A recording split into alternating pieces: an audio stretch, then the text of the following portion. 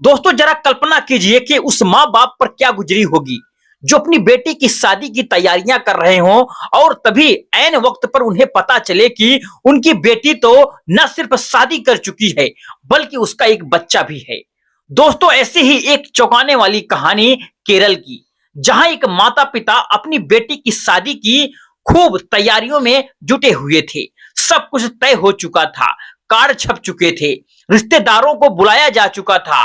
तभी ऐन वक्त पर साथियों उन्हें पता चलता है कि उनकी बेटी तो पहले से ही शादीशुदा है और ना सिर्फ शादीशुदा है बल्कि उसका एक छोटा सा बच्चा भी है। तो दोस्तों आखिर उस लड़की ने ऐसा क्यों किया? क्या ऐसी मजबूरी थी कि उसे अपने ही माँ बाप से इतनी बड़ी बात छुपानी पड़ी? और एक सवाल ये भी है कि आखिर एक माता पिता को साथियों कैसे नहीं पता चला कि उनकी बेटी की शादी आखिरकार हो चुकी है और उसका एक बच्चा भी है, क्योंकि एक बेटी को उसके माता पिता से बेहतर कोई भी नहीं जान सकता है। दोस्तों यह कहानी हैरान कर देने वाली है, दर्द से भरी हुई कहानी है और सोचने पर मजबूर कर देने वाली कहानी है। साथियों आइए जानते हैं इस कहानी को बिल्कुल विस्तार से।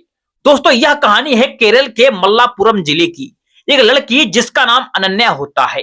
अनन्या आगे की पढ़ाई के लिए कोल्लम शहर जाती है, जहां पर वह नर्सिंग का कोर्स ज्वाइन करती है। लेकिन इस सब से पहले की दोस्तों कहानी तब शुरू होती है जब साथियों अनन्या 10वीं क्लास में वह पढ़ रही होती है। साथियों उन दिनों एक प्राइवेट ट्यूशन टीचर रोज शाम को उसके घर पर पढ़ाने आया करता था, क्योंकि अनन्या के पिता ज्यादातर तो साथियों समय पर से घर से बाहर ही रहते थे। वह एक शिपिंग बिजनेस से जुड़े हुए थे और महीने तो घर बिल्कुल नहीं आते थे। उसकी माँ भी कभी रिश्तेदारों के यहाँ तो कभी साथियों किसी और से बाहर चली जाया करती थी।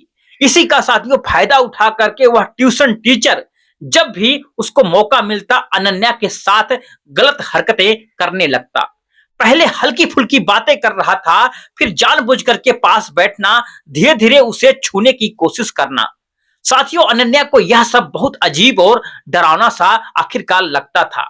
एक दिन हिम्मत करके अनन्या अपनी माँ को सब कुछ बताती है, लेकिन साथियों उसकी माँ उसकी बात मानने से बिल्कुल तैयार नहीं होती है। उल्टा अनन्या को ही डांट देती है, कहती है कि तेरा पढ़ाई में मन नहीं लगता है, इसलिए तू ऐसे बहाने आखिरकार बना रही है। लेकिन साथियों अनन्या बार बार समझाने की कोशिश करती है, माँ मैं झूठ बिल्कुल नहीं बोल रही हूँ, वो सर ठीक बिल्कुल नहीं है, वो मुझे परेशान करते हैं, उल्टी सीधी हरकतें करते हैं, बेवजह मुझे छूते हैं। लेकिन उसकी माँ साथियों एक माँ होकर भी उसकी बात को यकीन बिल्कुल नहीं करती है। दूसरी तरफ उसके पिता घर से दूर रहते थे और घर की हालातें ऐसी थी कि अनन्या किसी से खुल करके कुछ कह भी नहीं सक पाती थी।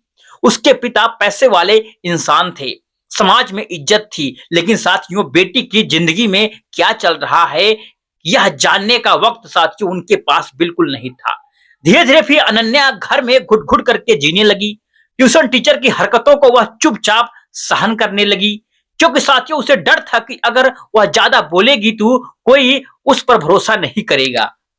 दोस्तों फिर एक दिन ऐसा होता है कि जब अनन्या लड़की स्कूल से वापस लौट रही होती है, तभी साथियों उसी गांव का एक लड़का आखिरकार रास्ते में उसे कुछ कह देता है। ऐसी बातें जो साथियों कोई भी सभ्य लड़का किसी लड़की से आमतौर पर बिल्कुल नहीं कहता है।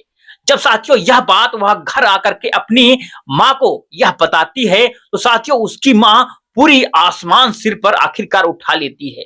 ऐसा व्यवहार करती है जैसे उस लड़के ने अनन्या के साथ कोई बहुत बड़ा आखिरकार गुनाह कर दिया हो। दोस्तों उस लड़के का नाम होता है अर्जुन।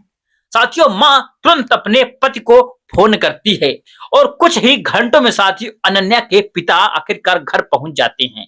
साथियों गुस्से में अनन्या से पूछते हैं, उसने पूछ तुम्हें क्या कहा? अनन्या डरते डरते कहती है कि ऐसा तो कुछ खास बिल्कुल नहीं कहा था। लेकिन साथियों दोस्तों असल मुद्दा कुछ और ही था। अनन्या के घर वालों को दरअसल अर्जुन और उसके परिवार से पुरानी दुश्मनी थी। बहुत सालों से दोनों परिवार वालों के बीच तनातानी चल रही थी साथियों, और इसी दुश्मनी को निकालने का उन्हें एक मौका मिल गया था। और साथियों वह दुश्मनी भी दोस्तों पुश्तैनी जमीन को लेकर के यहाँ पर थी। दरअसल जो अनन्या के पिता थे, उनके पास साथियों पैसों की कोई यहाँ तक की कमी नहीं थी। गांव में उनका अच्छा खासा रुतबा था, लेकिन उनका स्वभाव ऐसा था कि उनका किसी से बनता बिल्कुल नहीं था।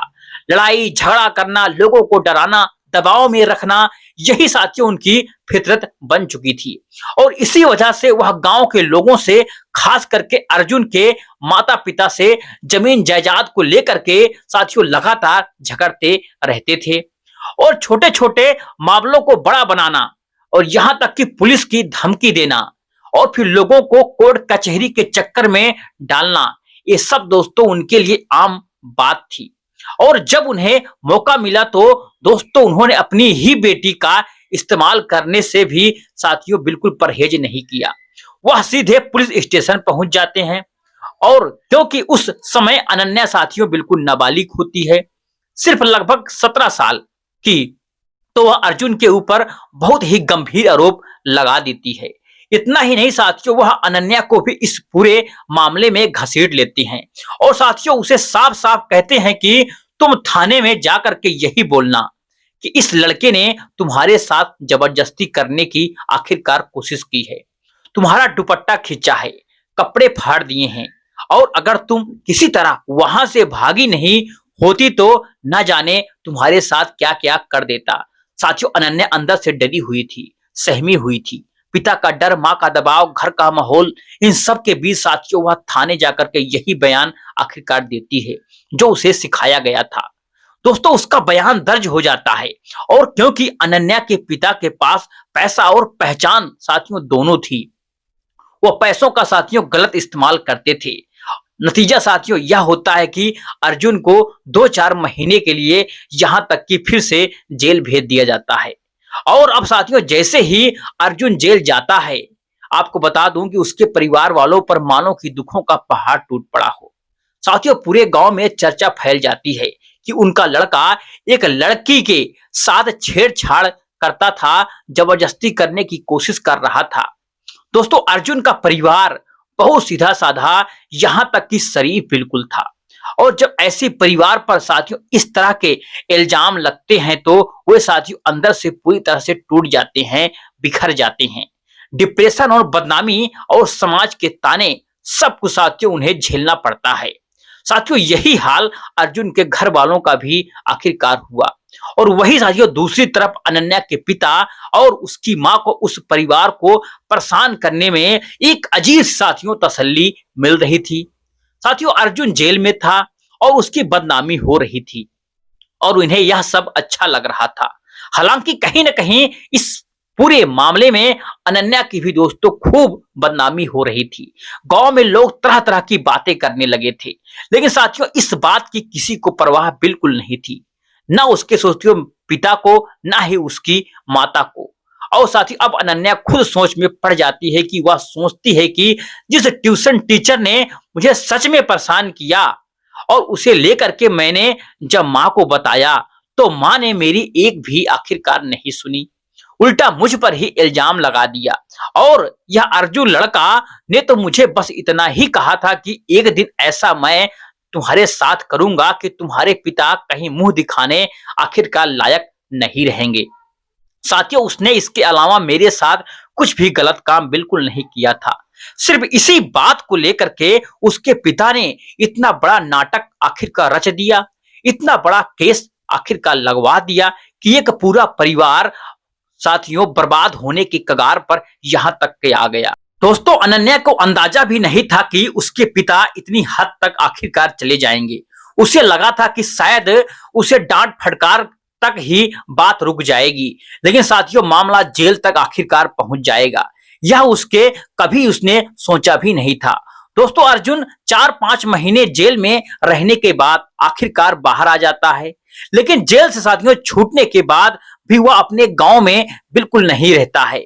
साथियों बदनामी और डर की वजह से वह कभी किसी रिश्तेदार के यहाँ तो साथियों कभी अर्जुन कभी किसी और जगह रहने लगता है। साथियों कुछ समय बाद वह कोल्लम जा करके अपना ग्रेजुएशन अर्जुन शुरू कर देता है ताकि साथियों नई जिंदगी शुरू कर सके। इधर साथियों अनन्या लड़की की भी लगभग 12वीं पूरी हो जाती है और वह अपने पिता से कहती है कि वह नर्सिंग का कोर्स आखिरकार करना चाहती है और फिर इसके लिए बाहर पढ़ना चाहती है। और उसके पिता साथियों बिना ज्यादा सवाल किए कहते हैं कि ठीक है, तुम बाहर जाकर के पढ़ाई कर लो। साथियों इसके बाद वह अनन्या का एडमिशन कोल्लम के एक अच्छे कॉलेज में आखिरकार करवा देते हैं। और फिर साथियों यहां तक कि रहने के लिए एक साथियों अनन्या को कमरा भी वहां पर दिलवा देते हैं। अब दोस्तों अनन्या मन लगा करके पढ़ाई करने लगती है। पढ़ाई में वह ठीक ठाक थी और अपनी पुरानी जिंदगी को भूलने की कोशिश कर रही थी। लेकिन एक दिन इत्तेफाक से साथियों उसकी मुलाकात उसी लड़के से अर्जुन से हो जाती है। जैसे साथियों वह अर्जुन को देखती है तो उसका दिल बिल्कुल भर जाता है, खुश हो जाती है। उसे अपने गलती का गहरा एहसास होता है और फिर साथियों उसे बहुत ही गिल्टी महसूस हो रहा था कि उसकी वजह से एक बेगुनाह लड़के को जेल जाना पड़ा। अगर उसने पुलिस के सामने झूठा बयान नहीं दिया होता तो शायद अर्जुन को इतनी बड़ी सजा नहीं भुगतनी पड़ती। साथियों वह हिम्मत करके अर्जुन के पास जाती है और उससे सारी कहती है, माफी मांगती है। कहती है कि मुझसे बहुत बड़ी गलती हो गई है। अगर मुझे पता होता कि तुम्हारी जिंदगी इतनी बर्बाद हो जाएगी तो मैं कभी भी ऐसा बिल्कुल नहीं करती। साथियों फिर अर्जुन वहां पर फूट फूट करके वहां रोने लगता है। कहता है कि तुमने यह सब करके आखिर पाया ही क्या? तुम्हारे पिता पैसे वाले हैं, ताकत वाले हैं और तुम लोग उसी का नाजायज फायदा उठा रहे हो। साथियों जब से मैं जेल में गया हूं मेरी मां डिप्रेशन में चली गई है और वह रोज दवाइयां खा करके किसी तरह जिंदगी काट रही है और तुम लोगों ने हमारे पूरे परिवार की जिंदगी तबाह करके आखिरकार रख दी है। साथियों अनन्या हाथ जोड़ करके कहती है कि मुझे माफ कर दो, मुझे जो भी सजा दोगे मुझे बिल्कुल मंजूर है। मुझे पता है कि तुम्हारे साथ बहुत ही बड़ी ज्यादती हुई है, प्लीज मुझे माफ कर दो। साथियों फिर अर्जुन कहता है कि मैं एक आखिरकार कौन होता हूं तुम्हें माफ करने वाला? इंसाफ तो ऊपर वाला ही करेगा, वही तय करेगा कि तुम्हारे साथ आखिरकार क्या होना चाहिए क्या नहीं। दोस्तों उसकी आंखों में आंसू थे। इतना कह करके वहां से आखिरकार चला जाता है और फिर उसके बाद साथियों अनन्या को अंदर ही अंदर और ही ज्यादा एहसास होने लगता है कि उसे चैन नहीं मिलता है। फिर रात वही बातें उसके दिमाग में साथियों घूमने लगती हैं। दोस्तों इसी दौरान आते जाते फिर साथियों उसकी कई बार मुलाकात होती रहती थी। साथियों अनन्या हर वक्त इसी उलझन में रहती थी कि किसी दिन अर्जुन उसे माफ कर दे और वह बार बार साथियों उससे माफी मांगने की सोचती रहती थी। फिर एक दिन वह दोबारा उससे मिलती है, फिर वही बात हाथ जोड़ करके माफी मांगती है। लेकिन साथियों अर्जुन कहता है कि मैंने तुम्हें कब का माफ कर दिया है, जाओ, मैं तुम्हें कुछ नहीं कहता, लेकिन लेकिन ऊपर वाला तुम्हें माफ करेगा या नहीं करेगा यह मेरी गारंटी नहीं है। साथियों इतना कह करके वह फिर से अर्जुन चला जाता है। लेकिन अब साथियों अनन्या दिन रात इसी के बारे में सोचने लगती है। उसे लगने लगता है कि उसके पिता ने अर्जुन और उसके परिवार के साथ आखिरकार बहुत बड़ा अन्याय किया है। साथियों अनन्या सोचती है कि मेरी वजह से ये सब कुछ हुआ है और इधर उसके माता पिता को, उस परिवार को साथियों और ज्यादा परेशान करने में अजीब सा मजा आ रहा था। अब साथियों अनन्या को अर्जुन पर तरस आने लगती है और उसके परिवार पर तरस आने लगता है। तो साथियों वह सोचती है कि अगर मेरी वजह से ये सब कुछ आखिरकार हुआ है तो इसका प्रायश्चित भी मुझे ही आखिरकार करना होगा। और साथियों वह यही से उसके दिमाग में एक अलग ही दोस्तों ख्याल आता है। साथियों वह सोचती है कि क्यों ना मैं अर्जुन से प्यार कर लूं, मोहब्बत कर लूं, शायद इससे उसके दिल का दर्द कम हो जाए। दोस्तों कहीं ना कहीं वह उस पर तरस खाकर भी यही सोचती है कि वह उससे दोस्ती करे, उसका साथ दे। फिर साथियों एक दिन अर्जुन से मिलती है और वह अनन्या कहती है कि अर्जुन उस वक्त मैं ना समझ थी, मुझे नहीं पता था कि तुम्हारे साथ इतना बड़ा हादसा आखिरकार हो जाएगा। आज मैं समझदार हो गई हूं और मैं तुमसे प्यार करती हूं, प्लीज मुझे माफ कर दो। साथियों फिर अर्जुन यह सुन करके बिल्कुल ठिठक जाता है। कुछ देर चुप रहने के बाद वह कहता है कि ठीक है, अगर तुम सच में मुझसे प्यार करती हो तो मेरी एक ही तुम्हारे साथ शर्त है, तुम मुझसे शादी करोगी। साथियों, अनन्या कहती है कि ये कैसी शर्त है, ये तो अच्छी बात है, अगर मैं तुमसे प्यार करती हूँ, मोहब्बत करती हूँ तो शादी तो करूंगी ही। और दोस्तों, यहीं से दोनों की दोस्ती प्यार में बदल जाती है। साथियों, अनन्या अब अर्जुन के कमरे पर आने जाने लगती है और इसी दौरान साथियों दोनों के बीच में शारीरिक संबंध भी यहाँ तक कि बन जाते हैं। साथियों, दोनों एक दूसरे से सच्चा प्यार करने लगते हैं और इसी बीच साथियों अनन्या यहाँ तक कि प्रेग्नेंट भी हो जाती है। अब साथियों, इधर उसके माता पिता यहाँ तक कि यही सोच रहे थे कि उन्होंने जो कमरा उसे दिलवाया था, अनन्या वहीं वहां रह रही है। और कुछ दिनों के बाद साथियों अनन्या वह कमरा भी छोड़ देती है और फिर साथियों पूरी तरह से अर्जुन के साथ रहने लगती है। दोस्तों, एक मंदिर में दोनों जाकर के चुपचाप शादी भी कर लेते हैं, लेकिन साथियों अनन्या को बीच बीच में घर भी जाना होता था और फिर हर 2-3 महीने में दोस्तों वह घर जाती थी, वहां से राशन लाती थी, माँ से मिलती थी, कभी कभी पिता से भी मिल लेती थी।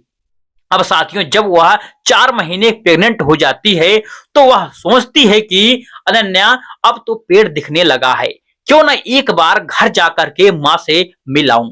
और वह लगभग 4 से 6 महीने का कोई बहाना बनाकर साथियों फिर वापस आ जाऊं। दोस्तों, यही सोच करके वह अर्जुन से कहती है कि अर्जुन कहता है कि ठीक है, तुम हो आओ, कोई दिक्कत नहीं है। वो अपने घर जाती है और माँ से मिलती है और फिर अपने माँ से बड़े प्यार से कहती है कि मम्मी, अभी पढ़ाई का फाइनल टर्म आखिरकार चल रहा है, मुझे बहुत फोकस करना है, इसलिए कुछ समय तक मैं घर नहीं आ पाऊंगी। और उसकी माँ साथियों यह बात बिल्कुल सलीकत से मान भी जाती है।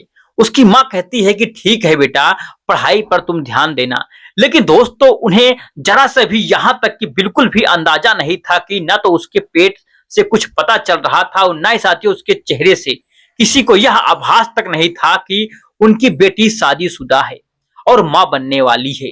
साथियों, अनन्या खुशी खुशी माँ से मिलती है और खुशी खुशी यहाँ तक कि वापस लौट आती है। साथियों, जब वह दोबारा कोल्लम पहुंचती है तो जाकर के अर्जुन से वह कहती है कि अब मैं तभी घर जाऊंगी जब मेरा बच्चा आखिरकार दुनिया में आ जाएगा, पैदा हो जाएगा। दोस्तों, समय धीरे धीरे बीतता गया, 4-5 महीने निकल गए। साथियों, इसी बीच उसके पिता कई बार साथियों आने की कोशिश भी कर रहे हैं, लेकिन अनन्या हर बार साथियों टाल देती है। अभी साथियों मत आइए, बहुत बिजी हूं, पढ़ाई का बहुत प्रेशर है। 1-2 बार आने का साथियों प्लान बना, लेकिन आ नहीं पाए। फिर दोस्तों उसका समय पूरा हुआ और उसने एक बेटे को आखिरकार जन्म दिया। हैरानी की बात साथियों यह थी कि इस पूरे समय किसी को भी यह नहीं पता था कि इन दोनों की साथियों जिंदगी में आखिरकार क्या चल रहा है, क्या नहीं। साथियों, अर्जुन के घर वालों को भी नहीं पता था कि उनका बेटा किसके साथ रह रहा है। और साथियों, अनन्या के माता पिता को तो भी साथियों बिल्कुल भी नहीं कुछ पता था कि आखिरकार हो क्या रहा है। कुछ समय बाद साथियों जब बच्चा भी करीब 2 महीने का आखिरकार हो जाता है तो इधर से साथियों अनन्या के माता पिता के फोन आने लगते हैं। तुम कहाँ हो, कैसी पढ़ाई है, हम लोग आ रहे हैं। तब साथियों अनन्या कहती है कि ठीक है, अब मैं खुद आ रही हूँ, मेरे पेपर हो चुके हैं। दोस्तों, 2 महीने के बेटे को वह अर्जुन के पास छोड़ देती है। साथियों अनन्या फिर एकदम दूध पीते साथियों बच्चे को कोल्लम से दोस्तों उसके गांव तक करीब लगभग 400 से 500 किलोमीटर का सफर होता था। साथियों, वह सुबह सुबह वहां से निकलती है और अर्जुन से कहती है कि बच्चे का ध्यान रखना। साथियों, उस बेटे का नाम दोनों ने रखा था आखिरकार आयुष्मान। साथियों, अर्जुन कहता है कि जितना मुझसे हो सकेगा मैं इस बच्चे का ध्यान रखूंगा, तुम जाओ लेकिन ज्यादा रुकना बिल्कुल मत। दोस्तों, 7-8 घंटे का सफर तय करके वह अपने घर पहुंचती है। जब जाते उस वक्त उसके माता पिता दोनों घर पर थे। जैसे वो अपनी बेटी को देखते हैं तो दोस्तों बिल्कुल शॉक्ड रह जाते हैं। साथियों, उसका रंग रूप बदल गया था, शरीर की साथियों बनावट बिल्कुल बदल चुकी थी। साथियों, उन्हें समझने में देर नहीं लगती है कि उनकी बेटी किसी के साथ रिलेशन में है। लेकिन साथियों इतना कुछ हो चुका था कि वह मां भी बन चुकी थी। साथियों इसका उन्हें रत्ती भर भी बिल्कुल अंदाजा बिल्कुल नहीं था। साथियों अनन्या वहां मुश्किल से 1-2 घंटे वहां रुकती है और फिर जाने की तैयारी आखिरकार करने लगती है। साथियों फिर माता पिता पूछते हैं कि अभी तो आई है, कुछ दिन तो तू रुक जा। लेकिन दोस्तों उसकी मजबूरी थी, वह रुक नहीं सकती थी और वह आयुष्मान को छोड़ करके वहां अपने बेटे को आई थी और वह साथियों जबरदस्ती वहां से आखिरकार निकल जाती है। मुझे बहुत काम है। अब साथियों माता पिता को यकीन हो जाता है कि कुछ ना कुछ तो बहुत ही बड़ी गड़बड़ है। साथियों उधर अनन्या लौट जाती है और इधर उसके माता पिता उसकी शादी की बात करने लगते हैं। साथियों अब किसी की भी हाल में इसकी शादी करानी होगी। हालांकि साथियों तब तक उसका कोर्स भी पूरा हो चुका था।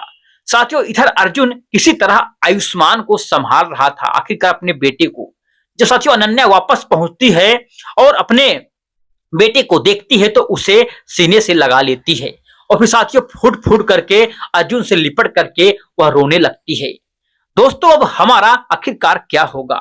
साथियों अर्जुन दोस्तों कहता है कि वह अपने घर वालों को सब कुछ भी बता देगा और वह लोग धीरे धीरे मान भी जाते हैं। लेकिन साथियों दूसरी तरफ अनन्या के माता पिता एकदम साथियों मन बना लेते हैं कि अब इसकी शादी करनी है और वे साथियों अनन्या की इजाजत लेना भी जरूरी नहीं समझती हैं। और साथियों एक लड़का देखते हैं, बात करते हैं, दहेज का लालच देते हैं। लड़का भी साथियों तैयार हो जाता है। फिर साथियों अनन्या को आखिरकार फोन करके उसके माँ बाप कहते हैं कि तुम्हारी शादी बेटा तय हो गई है, तुम तुरंत वापस आ जाओ। साथियों अनन्या मना करती है, मैं अभी शादी नहीं करूंगी पापा, मुझे अपने कैरियर पर बिल्कुल ध्यान देना है। लेकिन साथियों वे लोग नहीं मानते हैं, बहुत जिद करते हैं, शादी करनी पड़ेगी बेटा। जब दबाव साथियों बहुत बढ़ जाता है तो साथियों लड़की अनन्या कहती है कि अब क्या करूं। और जब साथियों उसके माता पिता उससे कहते हैं कि वे खुद उससे मिलने आखिरकार आ रहे हैं, तो साथियों उसी कमरे में जहां वह रहती थी, तब दोस्तों वह हिम्मत करके पूरी सच्चाई साथियों आखिरकार अपने माँ बाप को बता देती है। साथियों वह कहती है कि मुझे ढूंढने का कोई फायदा नहीं है,